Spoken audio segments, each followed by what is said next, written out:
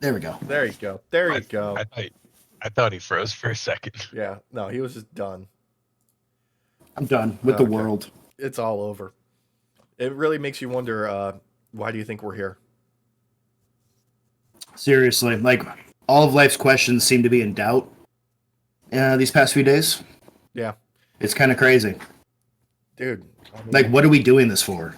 If not to, yeah. Yeah. I meant like, why do you think we're in this canyon?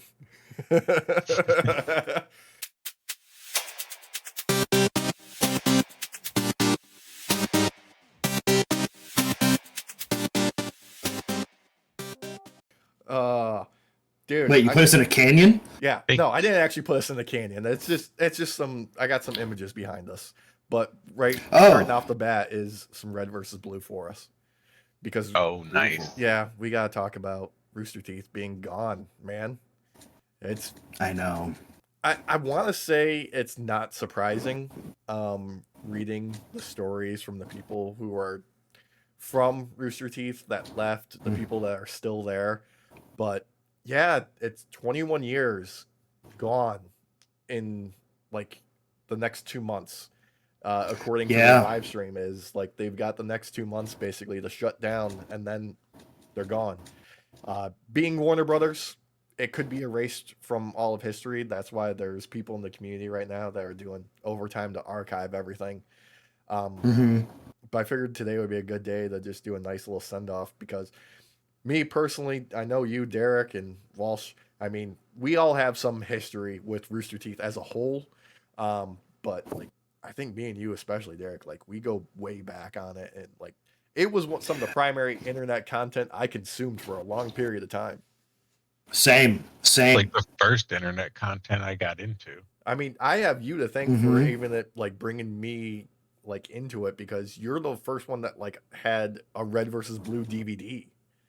Yep, I was gonna say Walsh was the first one to show me red versus blue as well. Yeah, Because like it was like we'd see stuff about it, but I had yet to find the DVD anywhere. Then he had it one day, and it was just like, yes, Oh, that was actually Brandon's. We had found that at some point, like we were watching it, and then oh, what was the game store in the mall? Video EB game store. Games. EB EB Games. Games, Yeah, yeah, Yeah, he found that DVD there, and was like, "Well, I'm getting this," and it was like the first two seasons, I think. yeah, I think so. Yeah, it was amazing though. Like it was very different from everything out there at the time that I was used to seeing. It hit the niche that we were all into right there and then, Halo. yeah. Oh yeah, we were all going hard on that right at the moment. Yeah, and the humor like was right up our alley at the time. We were teenage boys, Yeah, so we were little immature nuggets who didn't know yeah. nothing about anything. You know, and it's funny too because like they were immature, and in many ways, like we'll always be immature. But we grew up with Rooster Teeth, Quite literally. um, Like they, like literally. yeah, they inspired a lot of like just my style of humor. hmm They introduced me to so many different things over the years, like, and I have incredible respect for a lot of the people there. And you know, Same. shout out to them. Like I used to stay up for the 24-hour extra life streams back in the day. Like Yep. that was something. Oh man, I mean, like it was kind of crazy how much of the internet pulled towards helping others when Achievement Hunter would come out, or sorry, Rooster Teeth would come out Yeah. and put something together. Because like those streams, man, they made money year after year after year. Like they helped a lot of people, a Yeah. lot of people. Yeah, I think it was Dell's Children's Hospital was their local hospital that they were raising money for through hmm Child's Play. Man, they went all out those years, and was it was Jack that was spearheading it, if I'm not I, mistaken. Yeah, I was gonna say shout out to Jack Patillo. You're an amazing guy. You've done some great work over the years with the Extra Life work, and as far as I'm aware, Extra Life is still gonna happen one last time. really. From when I was watching the live stream with Jack, he had brought up that it was going to happen one last time. We'll see if it actually does.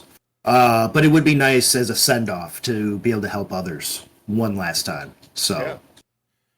Man, I'm gonna have to join in on that for them because like sending them off for a good cause, I can't think of a better reason to support them at that point in time. yeah. I mean, I used to stay up and watch those all the time, year after year, when I was working nights. Mm-hmm. And it made working overnight so much easier. Just so much easier. I think I actually would go back through and watch some of the highlights too, like when the 3 a.m. would pass and you pass out and you wake up in the morning and you're like, oh shit, they're still going. And everybody's just like loopy as heck. Yeah. Coming through the rebound. Yeah, when 2 a.m. would strike and it'd be time for Too Spooky. I think Oh, that was my favorite man. point in time on those. Oh. But yeah. Also, the podcasts. Yeah. Loved the Rooster Teeth podcast itself. That was a great podcast over the years. Over the years, fantastic. Yeah. Highlights the Steak Off that they would do once a year with Bernie and Gus. They would, God, dude, is Gavin or Google? Was it? I was gonna say Gavin or Google. Yep. I mean, it brought a lot of like long-standing. I mean, we have Gavin to thank for this, but memes like $1 million, but you're being hunted by a snail that will kill you. Yep. For the rest. Heck, of your life. we still play that game sometimes while we're just hanging out, or like while we're just in the middle of playing a game. One of us will think of something and just it pops up. Like that's how long-lasting it is. It's crazy. Yeah, we have them to thank for so much. Yeah, I mean, let's face it, they were pioneers in internet content, flat out. Like, I can't think of another like company from that early days of 20 years ago that lasted this long. Yeah, and I remember seeing some of the stuff coming out over the past few days. That Rooster Teeth has been unprofitable for like 10 plus years. Yeah, apparently RTX was never like made a profit ever. I feel like those type of things never actually do turn a profit. Yeah. Not in the short term. Like E3 and all that type of stuff. I feel like that type of stuff really, it's more about showing off than about making money. That's probably true. I mean, I think the only convention that probably even does like breaks even might be PAX at this point. Okay. Yeah. Okay. Yeah. I mean, we still have. I mean, heck. Like, go ahead. I was gonna say like we still got like what C2E2 and San Diego Comic-Con. They're still like limping along. Yeah. Yeah, I like pre-COVID, those type of things made more sense. Oh yeah, COVID fucked but everything. Yeah, excuse me, but yeah, it's been a wild ride though overall because over the past I don't know like 6 years or so, we have seen somewhat of a decline with Rooster Teeth. Not so much in like the content they were trying to put out, but just how fans received a lot of things. Yeah, that's excluding any of the drama too. But yeah, I think what happened is like it probably has something to do with them, selling off to Full Screen, which then got bought by Otter Media, which then got bought by Time Warner, which would go on to be Warner Brothers. Like, I think one of the people in charge of Rooster Teeth at the time was like, look, we're dead once Warner Brothers discovers we exist and knows what we do. And that's probably what happened. Like, David Zaslav figured out, like, oh, we've got, what is this right here? We got to shut it down. Just all red pen, all red ink, just over and over and over again. What is this? Yeah. Just one accountant was like, how? What? I brought a black pen today. I didn't use it once. Well, and I mean, part of the problem I feel like that Rooster Teeth as a whole had was that they ballooned just too quickly. Yeah.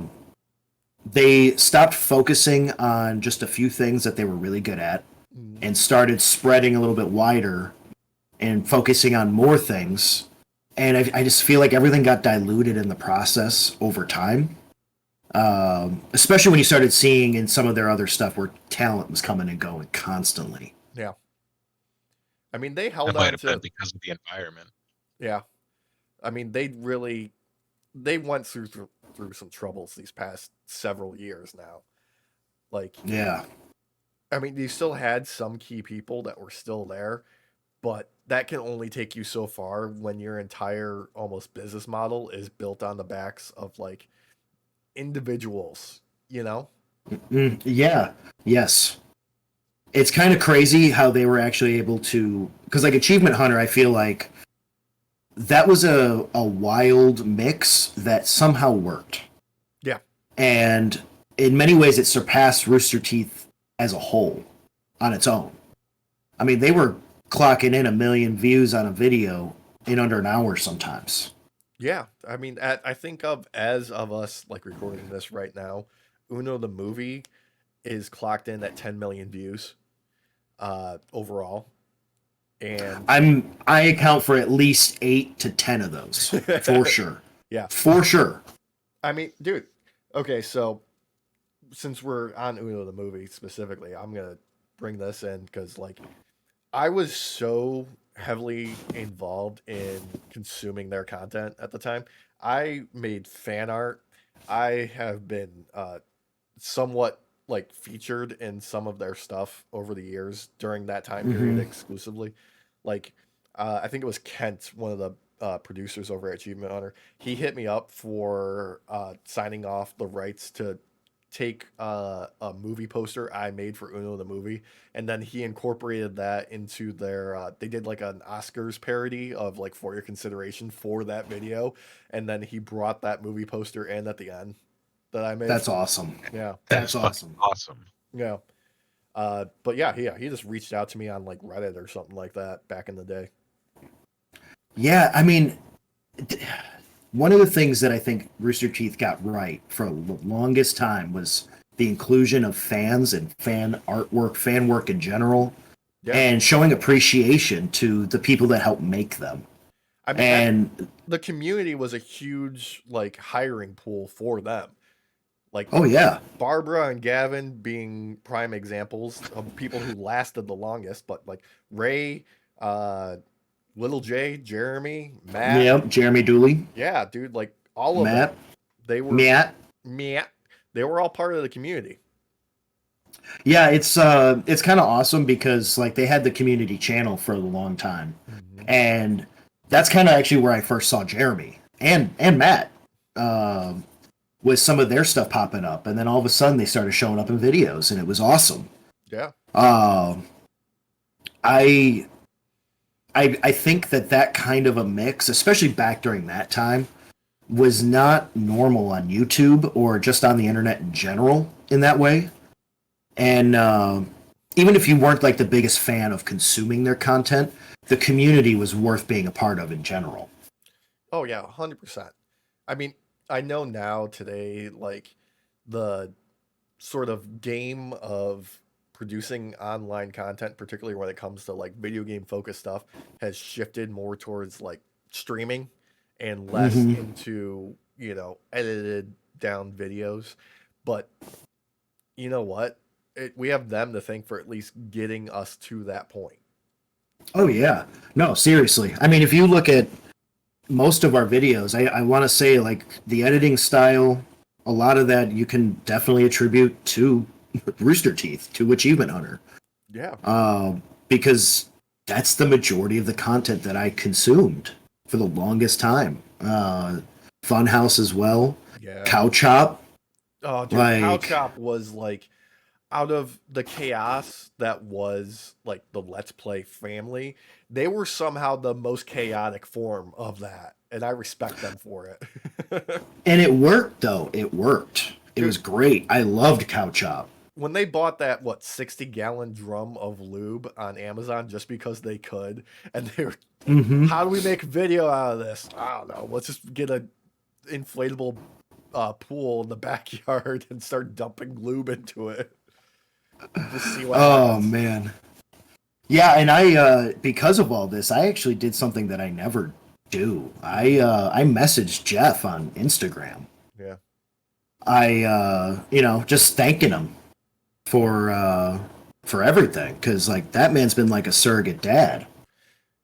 He did, like, dude, he was one of the more like the transformation of Jeff from the beginning to now is nothing short of like transformative. Like, the dude went from being just like a guy who worked at a call center to being one of the most forward-thinking people of internet content. Yeah. And God, Jeff, thank you, by the way, for everything. Yeah. I know you're going to keep continuing to be awesome, but thank you for everything you've done this work. 'Cause, I mean, you've taught me a lot, man. Like I said, he was like a surrogate dad, because watching a lot of that content, man, he would have to somehow keep control of all of these people. It's like herding cats. Yeah. And he somehow did it day in and day out. Sometimes by the skin of his teeth, but he did it. Dude, like, just their creative output during their peak years is obscene. It's something I've been wanting us to try and reach. And it's, while going through a lot of this, we're like realizing how much it actually takes to get to that level. Like, all of the I've always respected Jeff, but my respect over the past like 6 months has elevated for him because of what I see now from the behind the scenes type stuff. It's given a lot of perspective to their stuff that I didn't have before. Yeah. So, I mean, let's go to like specifically like the Rooster Teeth podcast itself. Like, when they first started off, you could see kind of like how the theme of the podcast shifted with the amount of work that they were doing at Rooster Teeth. Like, in the early days, it was just people hanging out, best friends sitting around, like back then when it was like Drunk Tank, when they were just shooting the shit. And then as time went on, it became more and more about like the process of actually doing all of these productions and hearing the victories and the fails of, what they were trying to do.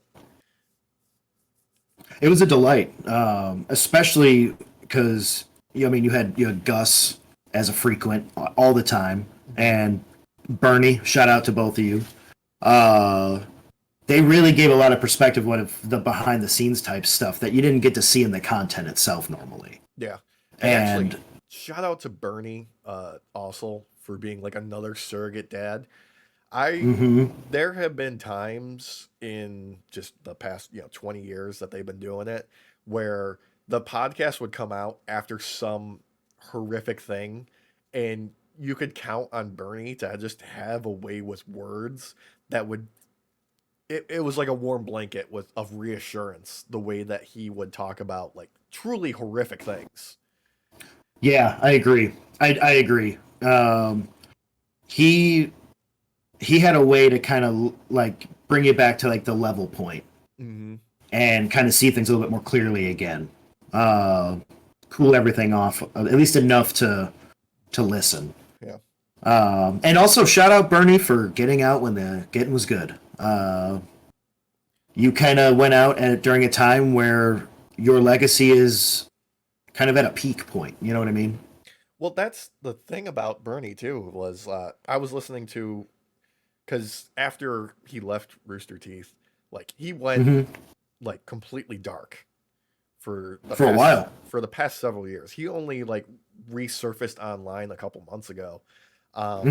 Him and his wife Ashley, they apparently moved to Scotland, and now they're doing a podcast again. I believe it's called Morning Somewhere. Yeah. I checked out one of the newer episodes just like the day after like the news came out about Rooster Teeth, and him and Ashley sat down and talked about it. And he's like, the respect I have for him is just like tripled after hearing that, because he was talking about like, look, I left when I knew it felt right for me to be able to walk away from Rooster Teeth. I wanted to go out on my own terms and stuff like that, so on and so on. But he's like, Mhm. I've had 4 years of grieving already. Like there is a whole, contingent of people that haven't had the 4 years I've had to process this.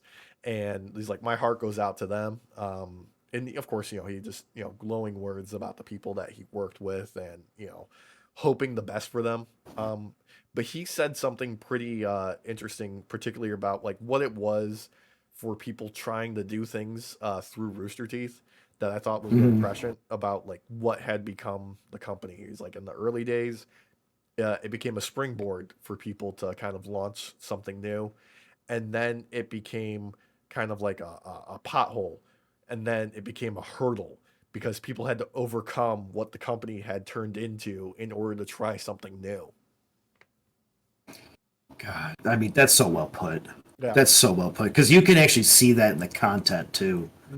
Over the years, like we were talking about before, where talent's just in and out, in and out, in and out. Drama popping up left and right. Like it's a year couldn't go by without something crazy happening. It seemed like. Yeah, I want to say like 2020 was probably like the heat of it, where the most happened that year. That I think, I mean, me personally, that's when I stopped, following along because I was like, this is too much. It's almost like the history is like almost tainted. Yeah, that's when I dropped off too. I don't want to say the people's names, audience, but there was some drama that happened. No, fuck that. I'm saying their names. Fuck Ryan Haywood. Fuck Adam Kovic. Fuck a lot of people. Fuck Joel. Joel turned into a massive piece of shit. Fucking Stuttering Craig. Fuck that dude. Fuck anybody that didn't respect Caden whatsoever. Yeah. Fuck anybody that was racist towards fucking Mika or Fiona. Yep. Yeah. Yep. And to any of the fans out there that were like, oh, Jack is ruining all this because he said we don't like bigots and racists. Well, if you're defending bigots and racists, it kind of says a lot about you. Yeah. So, no, thank you. But yeah, since you said it though, fuck Ryan. Yeah. Fuck Adam. Yeah. Fuck Joel. Yeah, definitely. Rip Monty. Yeah. Oh god, dude, that's a tragedy. 33 is too young to go for anybody. And dude, it was a wake up call. Yeah. It was a wake up call. Especially for someone of his immense talent and just like the sheer work ethic that dude had is insane. And the fact that, he was robbed of a long life that he deserved is a damn tragedy. Oh yeah. Yeah, he I mean, God, like the creativity that came from his mind. Such a loss. Such a loss, not just for the community, but just for the world as a whole. Because like the first few seasons, the first like season and a half, 2 seasons of RWBY, mwah, loved it.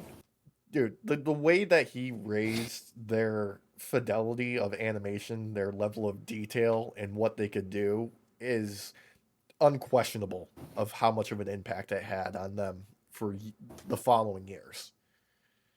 I mean, heck, after his passing, I feel like they went into overdrive to try to match that type of energy again and ended up not only hurting their own reputation, but harming the staff that had to work long, crazy hours just to try and match it again. Yeah, I mean, they were trying to do him respect, I feel like, in that aspect, but they just ended up shooting themselves in the foot and stepping on their own dicks. Just what happened. I feel like we gotta like touch on some of the people that left just prior to those times. Like, okay, respect to Ray for dealing with the jokes for all these years, despite only being an achievement hunter for 3 years. I know. Yeah. I know. Like, to be fair, like, there was a change after he left. Yeah. There was a noticeable change. I do feel though, Jeremy definitely filled those shoes, and some in his own way, because he didn't have to be Ray, and a lot of people wanted him to be Ray. They wanted him to be Ray, but he was his own thing, and I love him. Jeremy Same. is Same. fantastic. Yep. Shout out, Jeremy. Bald boy like you. You wear it better though, brother. But Ray, man, he's doing his own thing now. Still like top of the game. Yeah, 51 difference, brother. That's the 51 difference. Yep. Yep. Yeah. Walsh, since we're touching on stuff that you're not familiar with, Ray left Achievement Hunter and went to stream on his own on Twitch. And I think it was 2019 when the Twitch leaks happened. They revealed like the top earners on Twitch overall, and Ray was number 51 of the top most earner on Twitch for that year. Damn. Yeah. That's been a running joke pretty ever good. since. Yeah, and I respect to Bruce because I think he's number 50.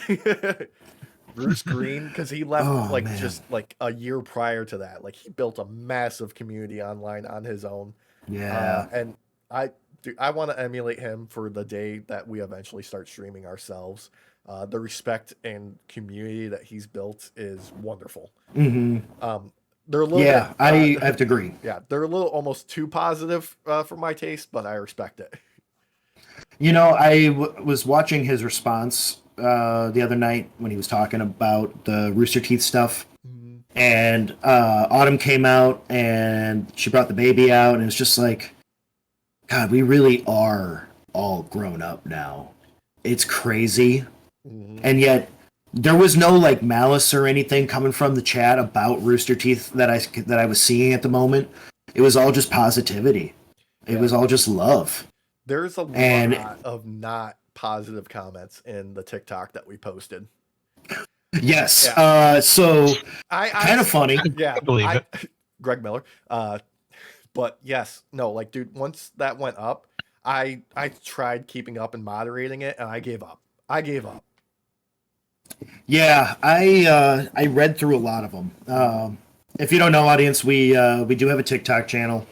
At Night Off This was Pod. also posted. Yeah, at Night Off Pod. Thank you. Mm-hmm. Thank you. It's also on our YouTube channel at Night Off as well, Night Off Pod. And it hit bigger on TikTok. Yeah. Almost 600,000 views the last time I looked at it. There was like some 400, 500, 600 comments or something. I couldn't keep up with it anymore. No. Thousands of shares, 20, 30,000, 40,000 likes. It's the most like, it's the biggest thing we've ever done, and it's not even technically our content. Yeah, it's a fucking shit post is what it is. It's a shit post. Yeah, it's at almost 670,000 views right now. I just checked. Damn. It just speaks. I'm proud of it though. Yeah, I'm proud of it. It speaks to the impact of that company. You know. Yes. Because when I saw the headline, I was just reading the news like old man Derek. You know, I popped up, grounded. We're going through the news, and the first thing to pop up was that Rooster Teeth was shutting down. And the very first thought that I had was that moment where Jeremy axe kicks the desk, and immediately had to download it, you know, and save it and make a video out of it, because it perfectly encapsulates what happens in all of this. Yeah. Jeremy, Time Warner. Jeremy, no offense, I'm sorry, but you fit the role in that moment. Axe kicks the desk is Rooster Teeth breaks. You know, we got Michael as the fans because he knew it was going to break. Of course. And the news is like, you didn't catch it. Well, like, duh, of course. Oh, God.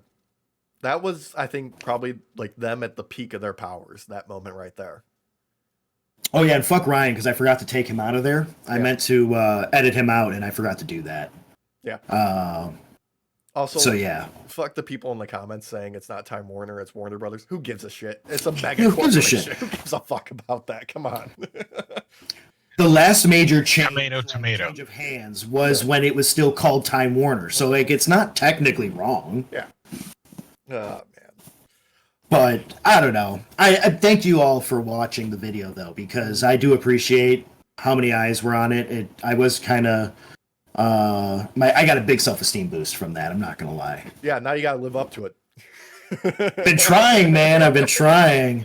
I did a short for the passing of Toriyama Yeah. And that one hasn't hit so hard because TikTok apparently doesn't like that we have the copyright to a song. Yeah. What the fuck? I tried to do the automatic swap out, and it apparently did nothing for it. Yeah, it did nothing for it. It was bad. Yeah. It's okay though, because TikTok, I don't know why it's doing that, because like the company that we use, like it should be okay, because we're only doing this with one single like entity per platform. Mm-hmm. So I don't know why TikTok's being a little bitch, but it is. Yeah, because they're worried about the U.S. government trying to ban them from the states. Probably. Did you hear that Joe Biden said he would sign that if it was put on his desk? Of course he did. He's trying to earn points with the conservatives. Let's just like get rid of the platform that, you know, the younger generation is on so that I can earn brownie points with some old fucks that are going to die in the next 10, 15, 20 years. Fuck that noise. But I mean, they don't even know how to work it. Like, let's be real here, okay? Let's be real. They don't understand the internet. 2020, 2022, and you're going to see it again in 2024. Millennials and Gen Z combined are a bigger voting bloc than motherfucking boomers and Gen X. Like, what the fuck? Well, we all know Gen X gets smaller every year. Yeah, and we know Gen X doesn't vote to begin with. Seriously, they're so. I mean, don't get me wrong. We're millennials. We're technically jaded, but Gen Xers, man, they have the cornerstone on being jaded. Yeah, seriously. Zero fucks given ever. Zero. Yeah, but Derek, since you touched on it, we got to talk about Toriyama and his impact. I am dearly going to miss like the amount of just love I have. It's unmatched by, you know, the Latin community and Mexico at large for Dragon Ball Z, but man, that just speaks to the impact that the Mexican government held public screenings of like the final episodes of Dragon Ball Super. They got a cease and desist from Japan, and they said, "No, we're doing this," and they did it anyways. Yeah. Yep. Well, okay, so like for all my Mexicanos and Mexicanas, a lot of you guys already know, you know, DBZ is super prevalent in Mexico, in Mexico. But it was really hard when I made that short to not keep using images from Mexico from a bunch of different restaurants and stuff that just have Goku randomly or like named after Goku. Dragon Ball Z was a uniting, and it still is a uniting, well, I shouldn't say Dragon Ball Z, but Dragon Ball, the series, everything encapsulating, is just a uniting force for people. You have the Hispanic community rallying behind it. You have the African American community rallying behind this. Just everyone from every walk of life. Like, you see Goku everywhere. Yeah. Everywhere. Like, it's amazing. Yeah, I think Dragon Ball and Dragon Ball Z and every, you know, movie that they put out and every spin-off series and all of that, just it touches people in a specific way. Like, it's just one of those classics. Like, it built so many archetypes in the anime community and media that is just going to endure forever, I feel. Oh yeah. I mean, you've got the ever classic hero type. That is still a trope, though, and a mockery of the trope, because Goku really isn't that good of a person. Toriyama, like, very specific. Yeah, Toriyama very specifically wanted to show that, like, as good as he is, he's also not that good of a guy. Vegeta, another classic trope of the fallen hero who has to rise again and learn from his mistakes and be humbled by those mistakes.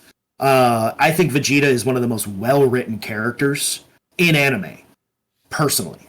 Yeah. Like, and manga, too. Yeah. There are some of the most enduring characters of all time. I mean, God, you remember how cool it was, like, seeing Trunks' introduction back in the day? Oh man, when Frieza got freaking owned, brother. Yeah, he got sliced in half. Oh my God. Just so dude, he's like, man, dude. And he just, whatcha? Yeah. Dude, oh man. Like, Dragon Ball Z, Dragon Ball Super, and heck, even Dragon Ball GT, man. Mm-hmm. Baller. There's some weird shit in there, don't get me wrong. Master Roshi, I'm looking at you, brother. Mm-hmm. And there's some other things that are weird, but overall, banger. Dude, we are definitely playing the resurgence of was it Budokai when it comes out? Budokai 3. Yeah, I forgot the actual subtitle, but I'm so in, dude. We're playing the fuck out of that. Oh yeah, dude. I mean, come on. Toriyama. It's not just Dragon Ball Z. Chrono Trigger. Yeah. The artwork for Chrono Trigger. For any of you that have like old like us that have played like Super Nintendo, Chrono Trigger was huge. Yeah. Dragon Quest, bro. Dragon Quest, yes. The artwork is still defined by his style. Blue Dragon. Yeah. Dude, Toriyama carried Xbox in Japan. Seriously. I didn't include this in the short because I didn't think people would really get it, but Toriyama was actually really big in doing company designs too. Mm-hmm. Like characters and such for companies in Japan. His artwork is everywhere. Like who's the graffiti artist? Banksy. Yep. He's like the Banksy of anime and manga. I can see the connection that you're making, and yeah, no, like I would put him down as like the godfather of anime in general, as far as how much of a prevalent influence he's had over the years. The style of artwork you still see being at the very least influenced in other pieces that are not Toriyama made. It's like the nose, the bridge in the nose, and all that. Classic Toriyama. That's everywhere, man. That's everywhere. And God, I remember like the initial like reaction to the new Dragon Ball series that's supposed to be coming out, where they're all like made children, and it's like a new adventure and stuff like that. And like people were kind of like confused, and there might have been like some backlash again. I don't care. I'm watching it. I'm fucking watching. I'm watching that shit. Yeah. Are you kidding me, dude? So like, dude, seriously. I'm like, I watched GT multiple times. Yeah. Like people rail against GT to this day still. Yeah, because dude, I love GT. I don't care. I fucking love it, man. None of the movies are canon. Yeah. None of the movies are canon. Who cares? It's awesome. Dude, shout out to the movies and Disturbed. How about that? Dude, for real. Dude, what's up with that? I love it. I'm not against it. Like, that was my introduction to that band, was fucking Dragon Ball Z movies. The, what's the one with the tree? The Tree of Might or whatever? Yeah, Tree of Might. Dude, that movie's baller as fuck. Dude, oh god. Fucking, the Broly movies, Bardock. So fucking cool. Dude. I remember you got me the Bardock movie for my birthday. Yeah. Fuck, I was like 13 or some shit, man. This is how far back we go, audience. Like we've been like all best friends for like the longest fucking time. But I remember you got me that movie, and it was like I got like so much shit that year for my birthday, and that was like the one thing where I was like, dude, I watched, dude, because my birthday audience is in the summer, it's in the very beginning, so like when everybody's fucking taking their vacations and shit, so I never had like a giant birthday party. Didn't want one to begin with, but it was usually like tight and small knit, and dude, I think I must have watched that movie like 50, 60 fucking times that summer. Dude. That Bardock movie's so badass. And one of my favorite things that doesn't happen that often, that I love that Toriyama did with that movie, is that the hero loses. Yeah. He goes out in his sword, too. And it's like an epic fucking moment, dude. It's so good. So good. And I think the new Bardock stuff is actually canon now, right? I think so, yes. Yeah. With the time travel and everything? Yeah, they incorporated some of that into there. And I think even the newer movies are canon now too. Like Dragon Ball even the Broly one. Hero is now canon. Yeah. That Broly movie though, that was badass. That was, dude. Like I'm gonna say this, and I know it's controversial to use like 3D generated for anime, but they've been doing a good job with it. I think it looks great, actually. Yeah. I think it adds to the effects that you weren't able to get in the regular 2D style. Some of the hits, I think they look a lot fiercer in this way. I think some of the explosions look a million times better now. Yeah. I think it really sells the gravity of the situation now in these fights, where you didn't really always get it before because you would just see him blink around. And now, even though, yes, you're still getting the blinking, it just looks better. It looks better. It does. Also, just a quick shout out to Team 4-Star and Dragon Ball Abridged. Yes. Dragon Ball Z Abridged. Because those series are so phenomenal. They are so good. Part of what they did with those videos has replaced my in-canon memory of characters and events. Yeah, Mr. Popo being one of them. Dude, Mr. Popo in those series is not to be trifled with. Oh, I just spilled coffee on me. Okay, that's great. But no, Mr. Popo though, I actually think that is what they did with him is technically should be canon, because Mr. Popo is even in the canon universe, like when you get back into Super and stuff, dude, he can take Super Saiyans on. It's fucking Super Saiyan 3 on and blue and shit. Like, Mr. Popo's a fucking beast, brother. Yeah. Like, I feel like they kind of made it shine more. But like when you go back and watch some of that stuff, like Mr. Popo, dude, he could have beat Frieza. Yep. Hands down. He could have beat Frieza. He could have beat Cell. Mr. Popo could take on Beerus, brother. Yeah. I'm serious. Like I'm fairly certain. I am fairly certain. And go ahead, audience, and show this like conspiracy theory wrong in any way, shape, or form. I don't care. I would love it.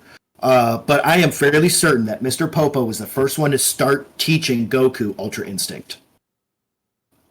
It's possible. I'd have to go back. I'd have to go way back. I am going to start watching again now that Toriyama has passed. Rest in peace, brother. I'm going to go through again to, got to make sure that my theory is right. My hypothesis, rather.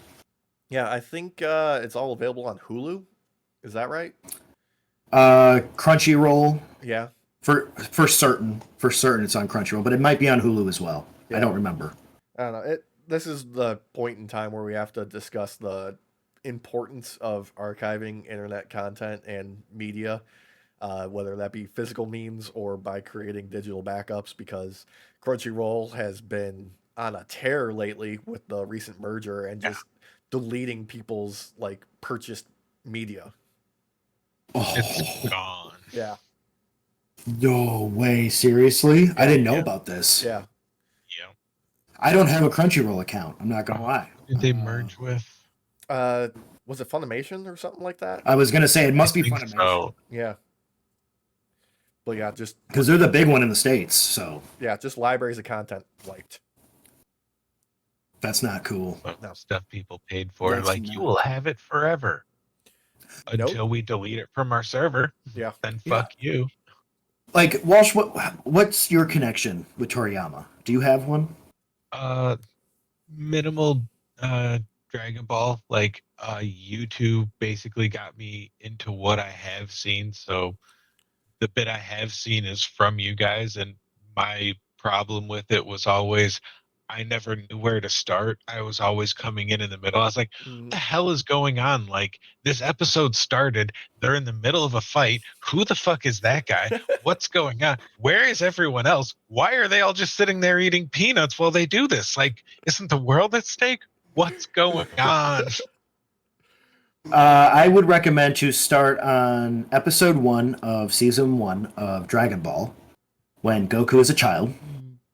One of the biggest things that I think you would enjoy about Dragon Ball itself, Walsh, is where it's less flash like that in Dragon Ball Z and Dragon Ball Super, where these guys are moving around so crazy you can't see anything.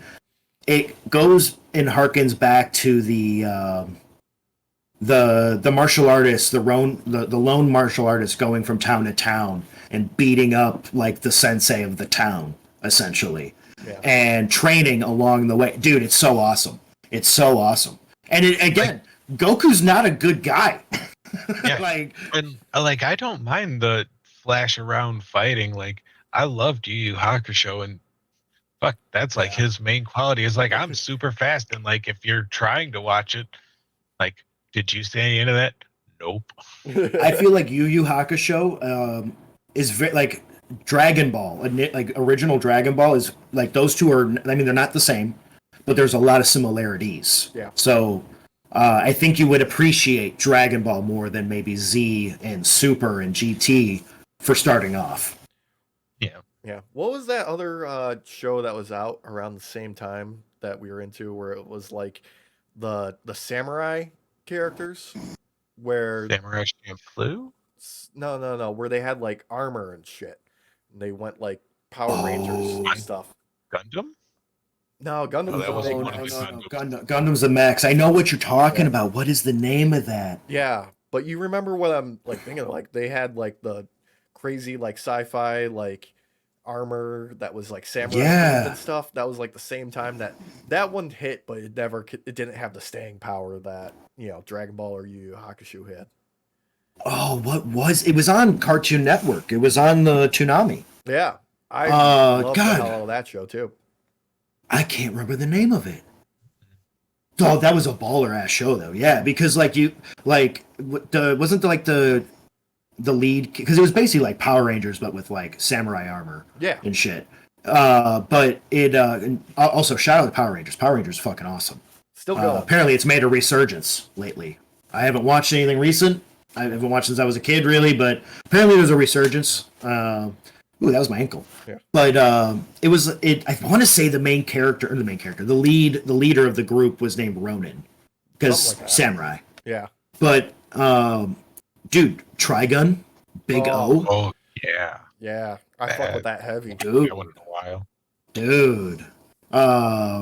Shout out to at least the first half of season 1 of Attack on Titan, because if it stayed how that went, I would have kept watching that show. That show got weird. Did you stop watching after he became a giant titan himself? That's when I stopped watching too. I was like, done. Okay, so you Wait, guys this have no would've been idea so what much better. happened. Oh no, I do. I Okay. do, because of watching like YouTube videos on it and stuff. But yeah, no, it that actually pissed me off when he came back to life. I was like, main character dead, awesome, right away in season 1, awesome. Uh-huh. Yeah. Like that would have been the best character arc for the girl trying to protect him, to be like, okay, now I have to be a titan killing assassin machine.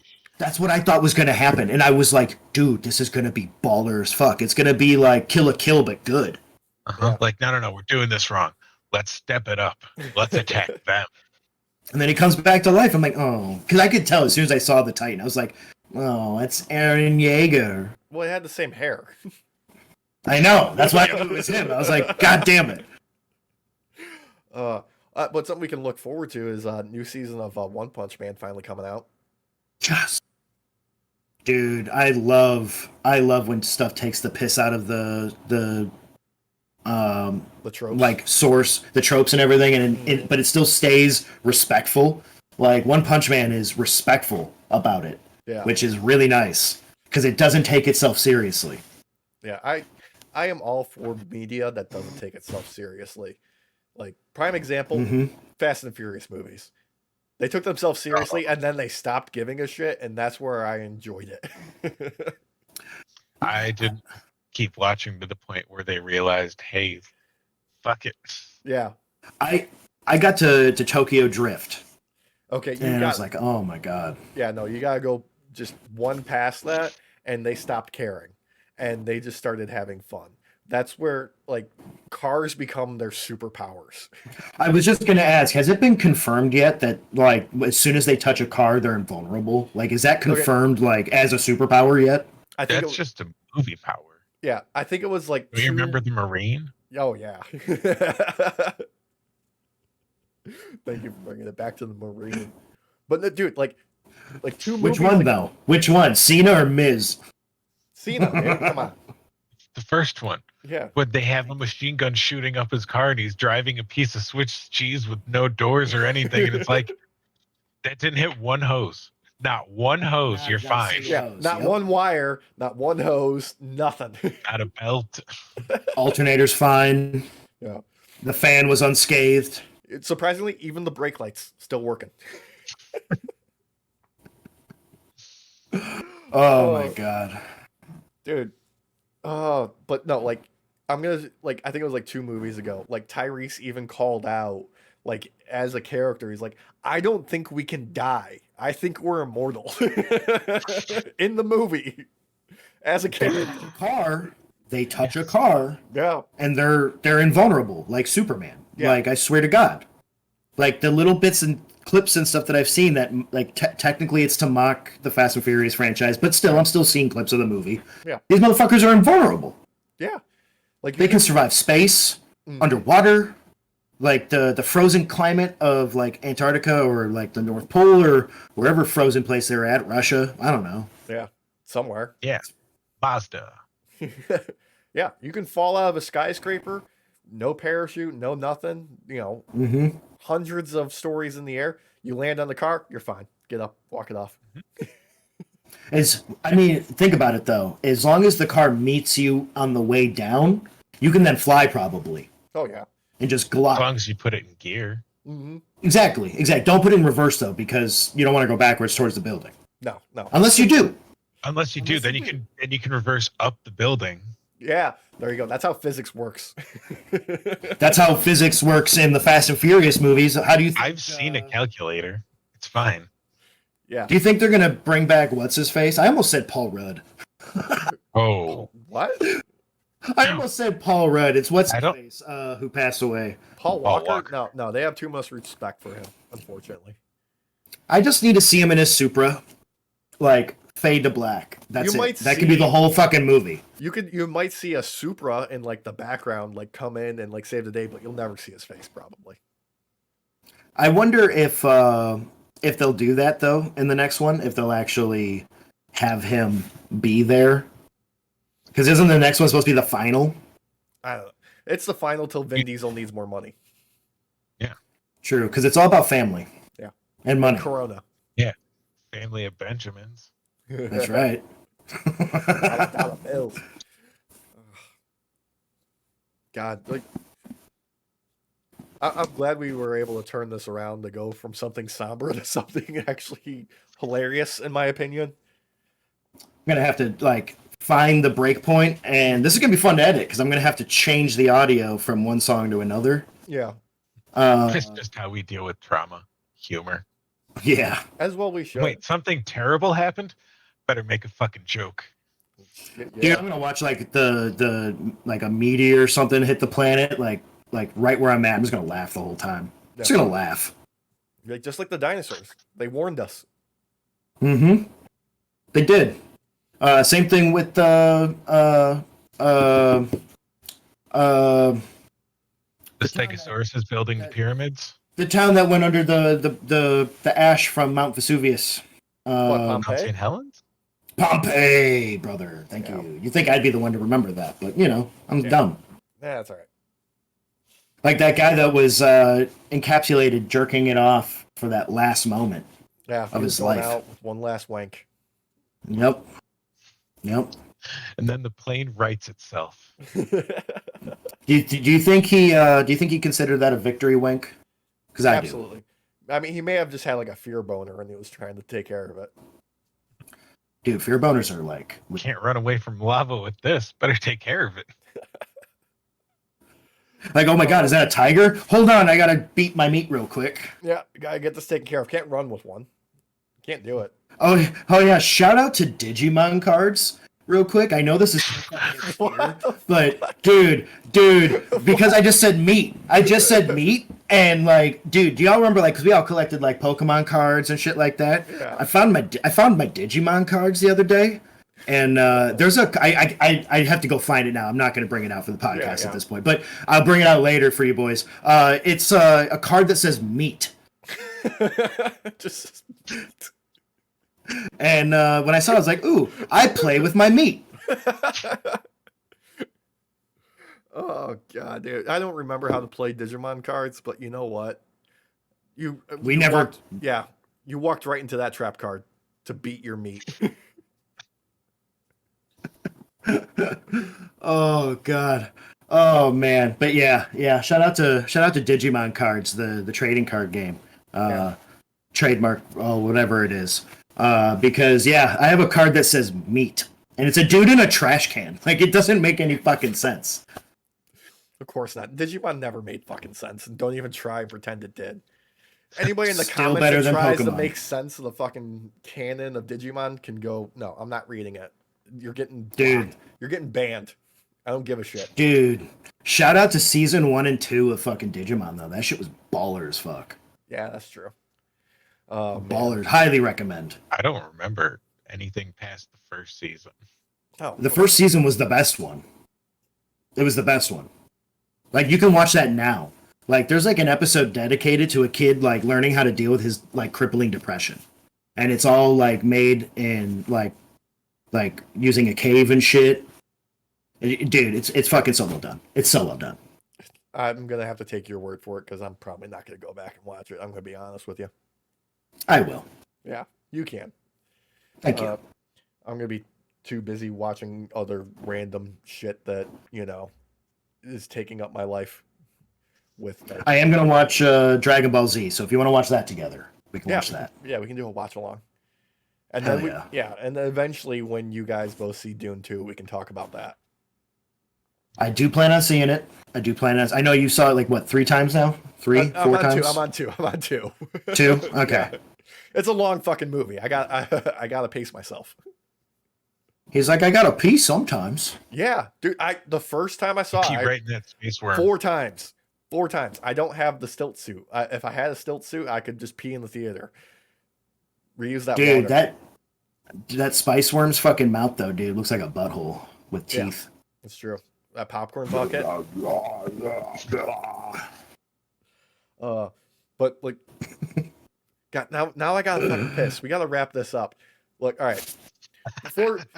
Before we go, Why do you think I've been dancing, brother? I've been dancing for Waterfalls. the past 30 minutes. I've been like, look, before Hey, you we guys go, remember that stream that runs right by the golf course over there? And fuck you. Okay, yeah, look, and I want to say something nice, and I want to give some respect to the people that are out of a job now currently that are going to go on to do new things. I want to tell people, go out there, find the people that you appreciate, give them your love. If they're become streamers, if they start working somewhere else, give them some credit and actually follow them and give them the time of your day. Give them some eyeballs. Let them continue on and do hopefully great things.